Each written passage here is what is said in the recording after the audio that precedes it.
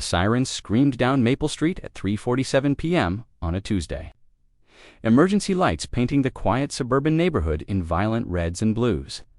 Karen Whitmore stood on her perfectly manicured lawn, pointing an accusatory finger at the empty crater where David Chen's swimming pool used to be, her voice shrill with righteous indignation. "He's destroying property values. This is vandalism." The responding officers exchanged bewildered glances as they stared at the gaping hole in David's own backyard. What they discovered next would expose 20 years of lies, forgeries, and a neighborhood conspiracy so shocking that by sunset, 3 people would be in handcuffs and none of them would be David Chen. From what had been his swimming pool for the past 18 years. The August heat was merciless, but the satisfaction of finally reclaiming his backyard after months of planning felt worth every drop of perspiration. "That's the last of it," Mr. Chen called out Jake Morrison, the demolition contractor, as his crew began loading the debris into their trucks.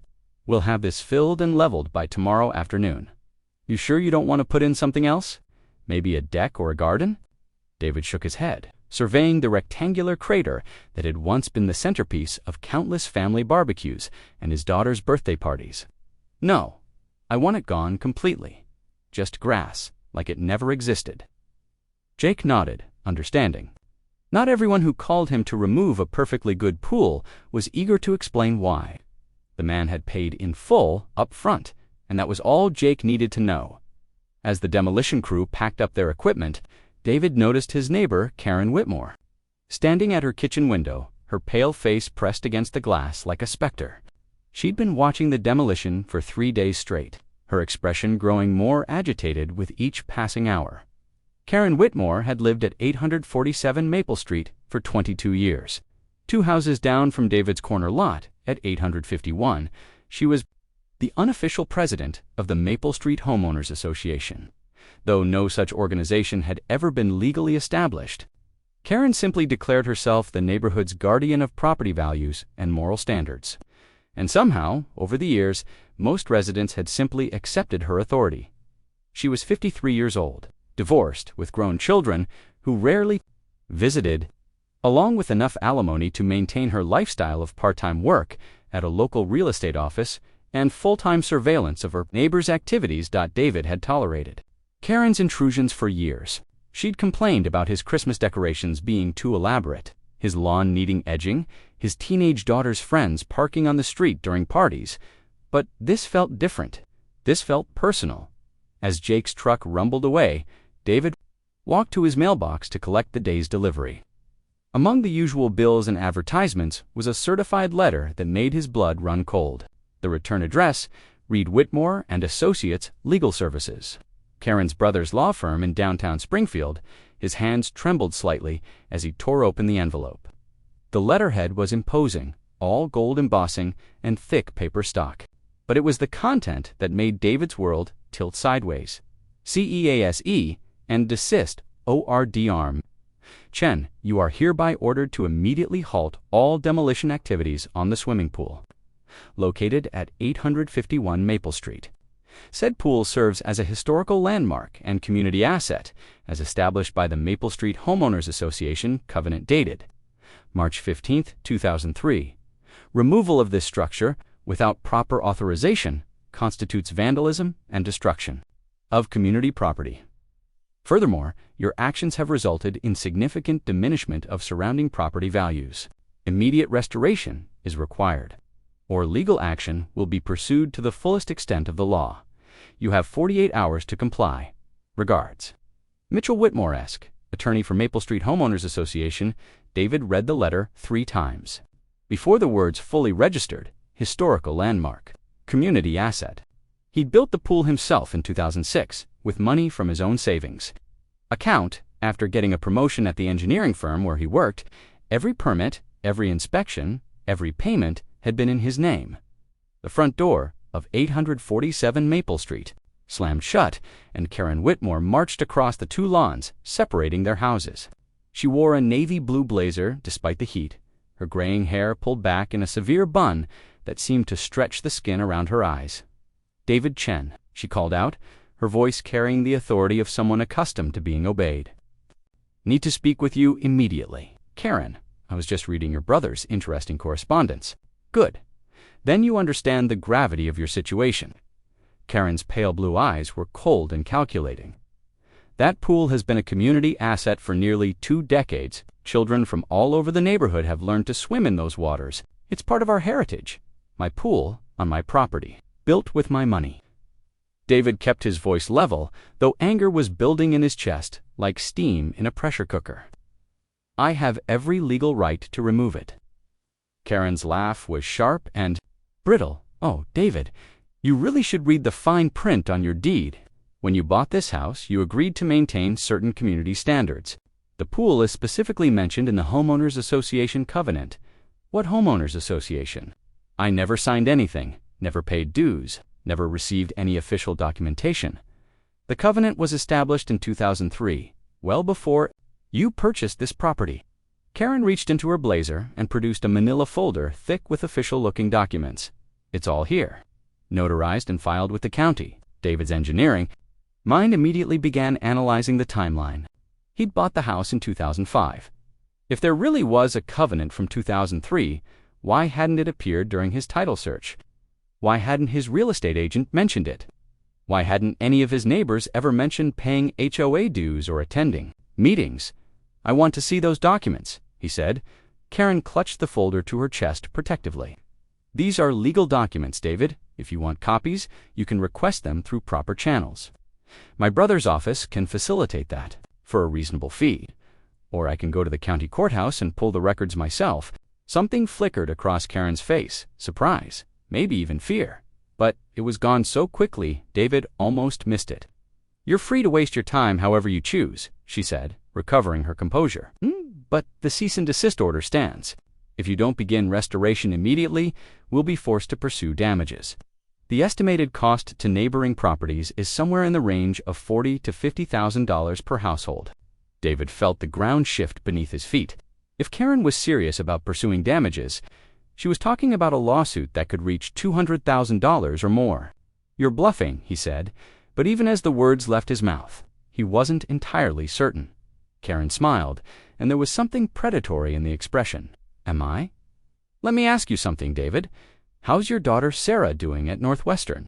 Expensive school, I imagine. And your wife's medical practice, I hear. She's been talking about opening a second location. That requires significant capital investment, doesn't it? The casual mention of his family's private affairs hit David like a physical blow. How did Karen know about Sarah's tuition costs? How did she know about Lisa's business plans? You've been watching us, he said quietly. I've been protecting this neighborhood's interests, Karen corrected. It's my responsibility to stay informed about anything that might affect our community. David stared at the woman who had been his neighbor for nearly 2 decades, seeing her clearly for perhaps the first time. The perfectly maintained exterior, the careful attention to everyone else's business, the subtle threats wrapped in neighborly concern. Karen Whitmore wasn't just a busybody, she was a predator who had turned neighborhood surveillance into an art form. Get off my property, he said. Karen's smile widened. Oh, David, you still don't understand, do you? After 20 years on Maple Street, you still think you know how things work around here. She turned and walked back toward her house, but paused at the property line. 48 hours, she called over her shoulder. After that, things get much more complicated. As Karen disappeared into her house, David stood alone in his driveway, holding a legal document that claimed to control property he'd owned and maintained for 18 years. The empty crater where his pool had been seemed to stare back at him. Like an accusation, he pulled out his phone and dialed his wife's office. Springfield Women's Health. This is Monica. Hi, Monica. It's David Chen. Is Lisa available? It's urgent. She's with a patient right now, Mr. Chen. Can I have her call you back? Tell her it's about the house. While he waited, David walked around the perimeter of his property, seeing it with new eyes. The fence, line, the landscaping, the positioning of his house relative to his neighbors, everything he... Lisa Chen arrived home 43 minutes later, her medical scrubs still bearing traces of her rushed departure from the clinic. She burst through the front door, carrying a manila envelope thick with documents, her dark hair disheveled and her usually calm demeanor replaced by barely controlled anxiety. "David, where are you? Kitchen?" he called, his voice tight with concentration. He'd spent the past hour making phone calls, and what he'd discovered had transformed his initial anger into something much more dangerous: cold, calculated fury. Lisa found him seated at their kitchen table, surrounded by printouts, legal pads covered in notes, and his laptop displaying what appeared to be county records. The cease and desist letter lay in the center of it all like evidence at a crime scene. "Tell me everything," she said, dropping into the chair across from him. David looked up at his wife of 22 years, seeing the worry etched in the lines around her eyes.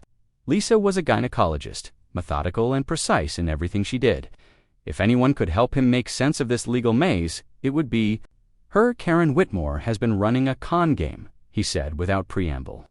"And I think half the neighborhood is either in on it or too scared to say anything." "What kind of con game?" David slid the cease and desist letter across the table. Lisa read it quickly, her frown deepening with each paragraph. "This is insane," she whispered. "Our pool is a historical landmark," says who, according to Karen, "the Maple Street Homeowners Association, established in 2003, 2 years before we bought the house." David pulled up a document on his laptop screen. "Here's what I found at the county courthouse website. There is indeed a homeowners association. Covenant filed in March 2003. Lisa leaned forward to read the screen. "So she's telling the truth. That's what I thought at first. But look at this." David clicked to another window, revealing a different document. "This is the original deed for our property when it was sold in 2003 to Margaret and Robert Fleming, the couple we bought it from. No mention of any homeowners association. Maybe the Flemings weren't bound by it. That's not how HOA covenants work. They're tied to the land, not the owner. If there was a legitimate covenant in 2003, it would have appeared on every deed transfer after that date." David's finger traced across the screen. "But here's our deed from 2005. Clean, no encumbrances, no association agreements, no community covenants." Lisa was quiet for a moment, processing the implications. "So the covenant exists, but it wasn't properly attached to the property transfers. Or," David said, opening another window, "it was filed fraudulently. Look at this. The document that appeared on screen was the original Homeowners Association covenant, dated March 15, 2003. It was professionally formatted, complete with legal language and notarized signatures. But something about it made Lisa's skin crawl. "The signatures," she said suddenly.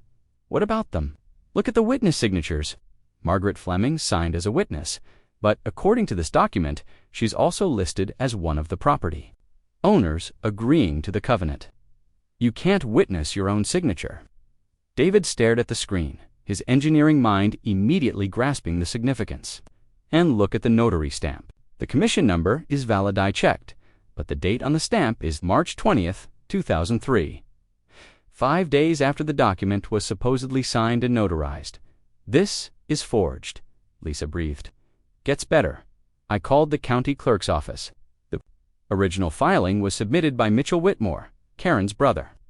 But here's the interesting part. 3 other homeowners association covenants were filed by his office that same week.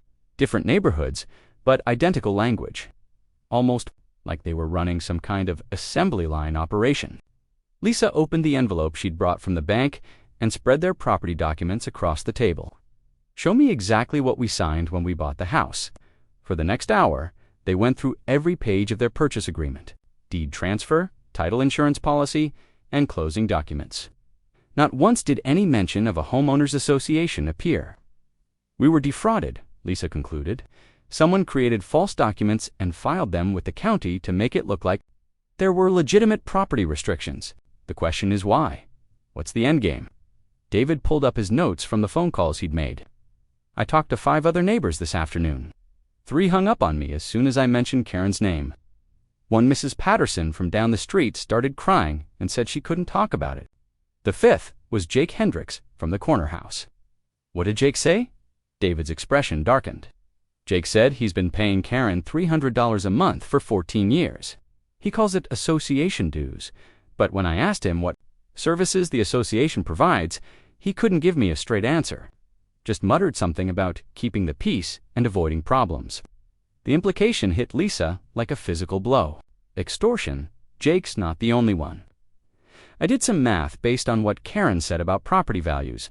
If she's claiming $40,000 to $50,000 in damages per household, and there are 12 houses on this street, David's voice trailed off. As he calculated, we're talking about a potential lawsuit worth $500,000 or more. But the lawsuit would be based on fraudulent documents. Try explaining that to 12 families facing financial ruin. How many of our neighbors do you think would be willing to pay whatever Karen demands, rather than risk losing everything in court? Lisa stood up and walked to the kitchen window that faced Karen's house.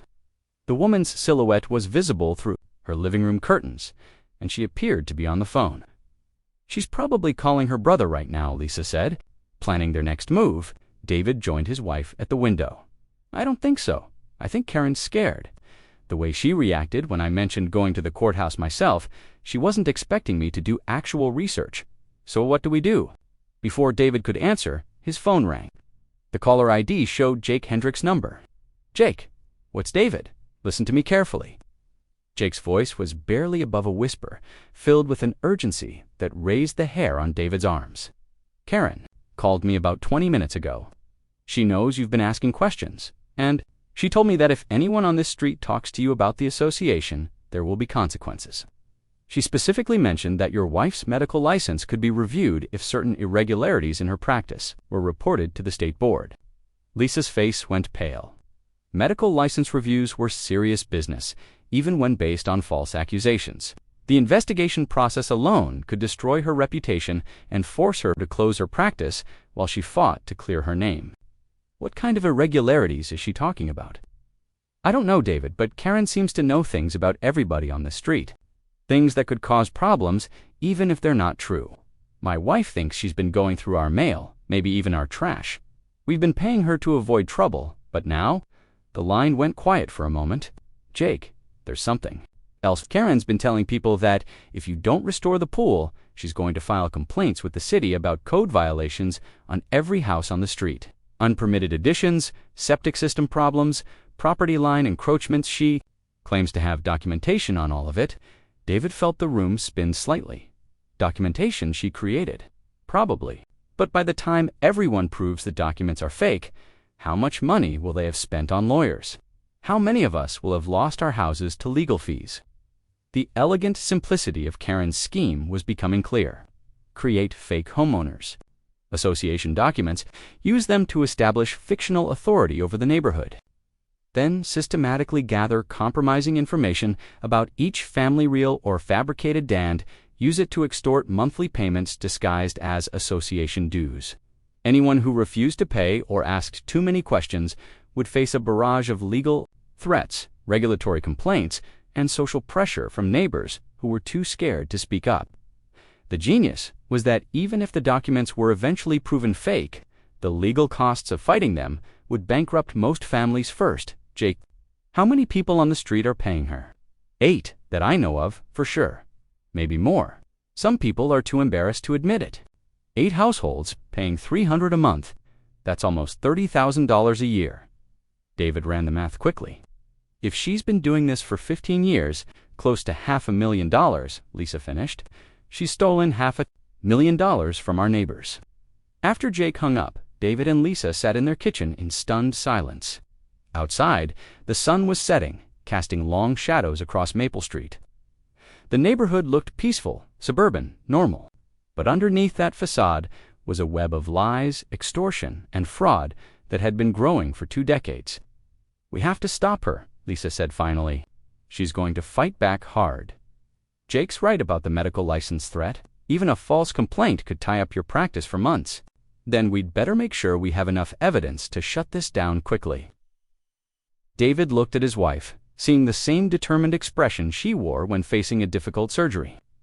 Lisa Chen was not someone who backed down from a fight, especially when the stakes involved protecting their family and community.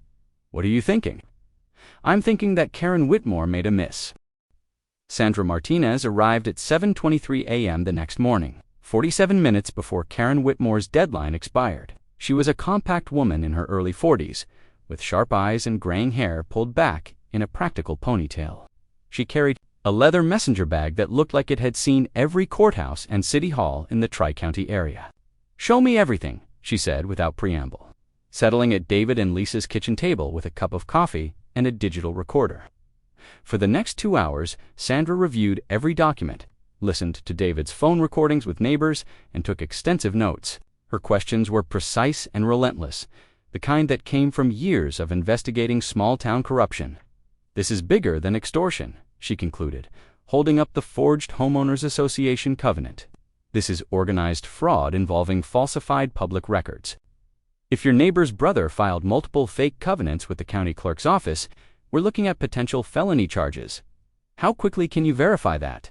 Lisa asked. "I have contacts at the courthouse. Give me 2 hours." Sandra packed up her materials. "In the meantime, I need you both to do exactly what you've been doing. Don't let Karen know you've involved a journalist. Let her think she's still in control." As Sandra left, David noticed Karen's front door open. The woman emerged wearing another of her business blazers, this one charcoal gray, and began walking purposefully toward their house. "Showtime," Lisa murmured. The doorbell rang at exactly 9:30 a.m. David opened the door to find Karen standing on his porch, flanked by 2 other neighbors, Margaret Tobin from across the street and Harold Fitzgerald from 2 houses down. Both looked uncomfortable, avoiding eye contact with David. "The deadline has passed," Karen announced. "I trust you've made arrangements to begin pool restoration." "Actually, Karen, I've made arrangements to do something else entirely." David stepped onto his porch, forcing the group to back up slightly. "I've been researching your homeowners association." Something flickered in Karen's eyes, surprise, quickly masked by annoyance. "I'm sure you have. And what did you discover?" "I discovered that you've been running a fraud operation for 20 years. The words hung in the air like a challenge. Margaret Tobin gasped softly. Harold shifted his weight nervously. But Karen's expression remained perfectly composed. "That's a serious accusation, David. I hope you have evidence to support such a claim." "I have plenty of evidence, starting with the fact that your brother filed for identical homeowners association covenants in the same week in 2003, all with the same suspicious notarization irregularities, all in neighborhoods where you or your family had recent real estate interests." Now Karen's composure cracked slightly, her eyes narrowed, and her voice dropped to a more threatening tone. "You're treading on very dangerous ground. My brother is a respected attorney, and the Homeowners Association is a legitimate legal entity. If you continue spreading these lies, we'll be forced to pursue defamation charges, in addition to the property damage claims." Margaret, Harold, David addressed the other neighbors directly. "How much are you paying Karen every month?" Harold's face flushed red. That's private association business." "Harold, there is no association. The documents are forged. You've been paying extortion money to a con artist." "That's enough." Karen's voice rose to a near shout. "Harold, Margaret, we don't need to listen to this. David is obviously having some kind of breakdown. The stress of his financial situation is making him paranoid and irrational." "What financial situation?" David asked quietly. Karen smiled, and there was pure malice in the expression. "Oh, David, did you think I wouldn't find out? Your daughter's tuition payments are 3 months behind. Your wife's practice is hemorrhaging money because of that malpractice suit from last year. You removed the pool because you can't afford to maintain it anymore." Lisa stepped onto the porch beside her husband. "What malpractice suit?" "The one involving Mrs. Chen's failure to diagnose ovarian cancer in Patricia Williams, resulting in delayed treatment, and a $2 million settlement that your insurance company is still fighting." Lisa's face went pale. Patricia Williams had been her patient 2 years ago, and there had been no malpractice suit. The woman had received excellent care and made a full recovery. But Karen had just described a fictional lawsuit with enough specific details that it sounded credible. "That's completely false," Lisa said. "Is it perhaps we should ask Patricia Williams herself? I'm sure she'd be interested to know that you've been telling people her medical information was fabricated." The threat was crystal clear. Karen was claiming she could produce Patricia Williams to support a false malpractice claim.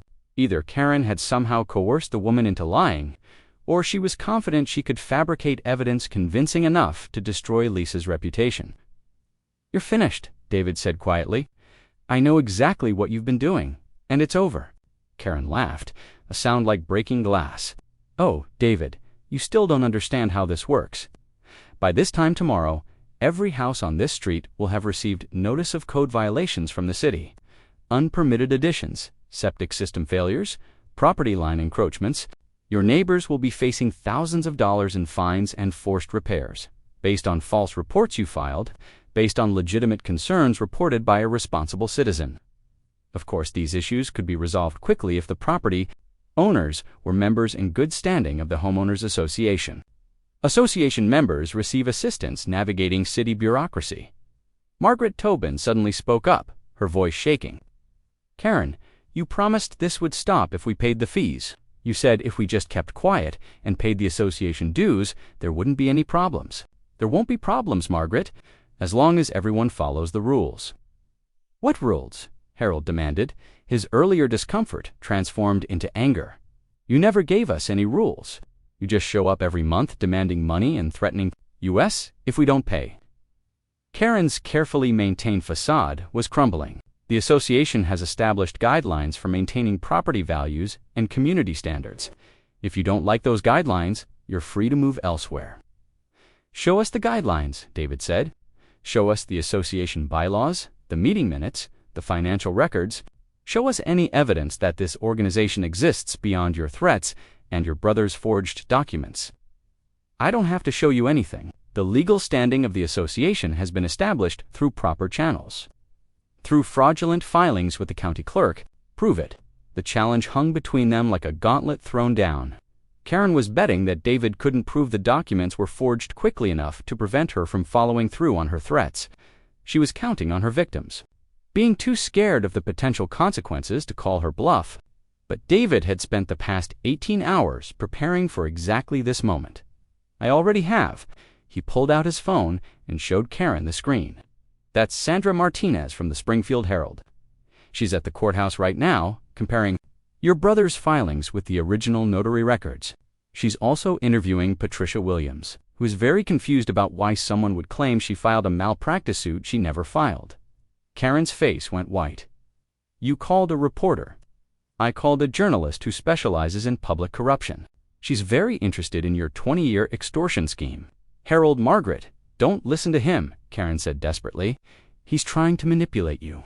If you stop paying association dues, if you support his campaign to destroy our community organization, you'll lose everything. Your property values will collapse. The city will condemn your homes. You'll will what Karen..." Margaret interrupted, her voice stronger now. "We'll stop living in fear. We'll stop paying you $300 a month to leave us alone." "You'll regret it," Karen snarled, her composure completely gone now. "All of you will regret this." She turned and stalked back toward her house, leaving Harold and Margaret standing in David's driveway looking shell-shocked. "Is it really over?" Harold asked quietly. "It's over," David assured him, "but Karen's not going to go quietly. She's going to escalate, probably within the next few hours." "Are you both prepared for that?" Margaret nodded.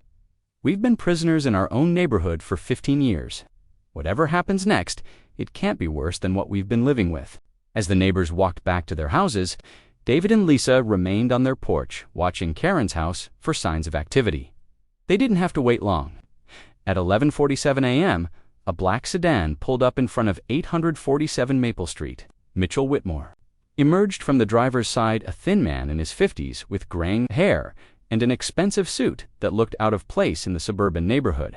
Her brother, Lisa, observed, coming to discuss legal strategy, no doubt. Through Karen's front window, they could see animated gestures and what appeared to be a heated conversation. At one point, Mitchell threw his hands up in apparent frustration.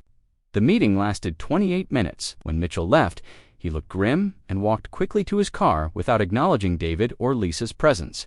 But Karen wasn't finished. At 2:15 p.m., a white pickup truck arrived at her house. The driver was a heavy-set man in work clothes who unloaded what appeared to be. Officer Marcus Webb was the first to reach David's front door, his hand resting casually on his radio as he assessed the situation. He was a 20-year veteran of the Springfield Police Department, and his weathered face suggested he'd seen every variety of neighborhood dispute imaginable. "Mr. Chen, I'm Officer Webb. We received a complaint about threats and property destruction. Mind if we talk?" David could see Karen watching from her porch, her phone still in her hand, as if ready to make another call.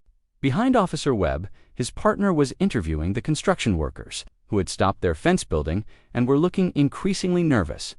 Of course, Officer, but I think there's been a misunderstanding. Ma'am, Webb addressed. Lisa, the complainant, says you and your husband have been harassing her about some kind of property dispute. She also mentioned something about death threats. Lisa's medical training kicked in, keeping her voice calm and professional. Officer, we haven't threatened anyone. We've been investigating what we believe is a long-term fraud scheme targeting our neighborhood. Webb's eyebrows rose slightly. For 20 years, our neighbor has been extorting money from families on this street using fake homeowners association documents. We have evidence that the legal paperwork she's been using was forged. That's a serious accusation. Do you have documentation to support that claim? David was about to respond when his phone buzzed with a text message. The sender was Sandra Martinez. Detective Castellanos is 10 minutes out. Keep the officers there. Officer Webb, I need to ask you to wait just a few minutes before you make any decisions about this situation. There's a detective from the fraud unit who's been investigating this case, and he should be here very shortly. Webb's expression shifted from routine skepticism to genuine interest. Detective Castellanos, you know him? Ray's a good cop. If he's involved, this is more than a neighborhood squabble. Webb spoke into his radio. Dispatch, can you confirm Detective Castellanos is en route to this location? The radio crackled back. Affirmative. Detective Castellanos ETA, 7 minutes. From across the yard, Karen's voice rose in pitch and volume. Officers, why are you wasting time talking to them? They've been threatening me all day. I have witnesses. Officer Webb's partner, a younger woman named Officer Santos, approached Karen. Ma'am, we'll need to take your statement, but right now we're gathering information from all parties involved. I don't understand why this is complicated, Karen continued, her composure beginning to fray again. These people destroyed community property. That pool was a shared neighborhood asset. When I tried to enforce the homeowners association rules, they became violent and abusive. Ma'am, what homeowners association? Officer Santos asked. I don't see any signage or documentation indicating this is an HOA neighborhood. Karen fumbled in her blazer pocket and produced the manila folder she'd shown David the day before. It's all here. Legal documents filed with the county. These people are trying to claim the association doesn't exist because they don't want to follow the rules. Officer Santos began reviewing the documents while Webb continued his conversation with David and Lisa. Within minutes, other neighbors began emerging from their houses, drawn by the police presence. Harold Fitzgerald approached first, followed by Margaret Tobin, then Mrs. Patterson from down the street, the woman who had cried when David called her the previous day. One by one, more residents appeared, forming a small crowd on the sidewalk. What's happening? Mrs. Patterson asked, her voice barely above a whisper. Karen called the police on David and Lisa, Harold explained. She's claiming they threatened her. That's ridiculous, Margaret said loudly enough for the officers to hear. David and Lisa haven't threatened anyone. Karen's the one who's been threatening all of us for years. Officer Webb looked around at the growing crowd of neighbors. Ma'am, could you elaborate on that statement? Margaret glanced nervously at Karen, who was glaring at her with unconcealed fury. But then she straightened her shoulders and spoke clearly. Karen Whitmore has been extorting money from families on this street for nearly 20 years. She claims there's a homeowners association, but there isn't one. She just collects money and threatens people who don't pay. That's a lie, Karen shouted. Margaret, you know perfectly well that you've been a member in good standing of the association for 15 years. Show them the membership cards. Karen, Harold called out, show them the meeting minutes. Show them the financial statements. I don't have to show anyone anything. The legal standing of the association is established through proper channels. Mrs. Patterson found her voice. Officer, she made me pay her $4,000 last year. She said my septic system was failing, and if I didn't pay for an association inspection, she'd report me to the health department. Was your septic system actually failing? Officer Santos asked. No, I had it professionally inspected after I paid her. The inspector said it was in perfect condition. More neighbors began speaking up, each adding their own story of Karen's threats and extortion. The pattern that emerged was clear and consistent. Fake violations, fabricated emergencies, and demands for money to make the problems go away. Officer Webb was taking notes rapidly when the sound of another vehicle approached. Detective Ray Castellanos emerged from an unmarked sedan, carrying a briefcase and wearing the grim expression of someone about to make arrests. Webb Santos, thanks for securing the scene, Castellanos said, shaking hands with both officers. This is part of a multi-jurisdictional fraud investigation. Karen's face went pale as she realized the detective wasn't there to support her complaint. There must be some mistake. I called about threats and property destruction, Ms. Whitmore. I'm Detective Castellanos with the fraud unit. I need to speak with you about some documents your brother filed with the county clerk's office. I don't know what you're talking about. Castellanos opened his briefcase and withdrew a thick folder. These documents, for Homeowners Association covenants filed in March 2003, all with identical language, all notarized with a stolen commission number.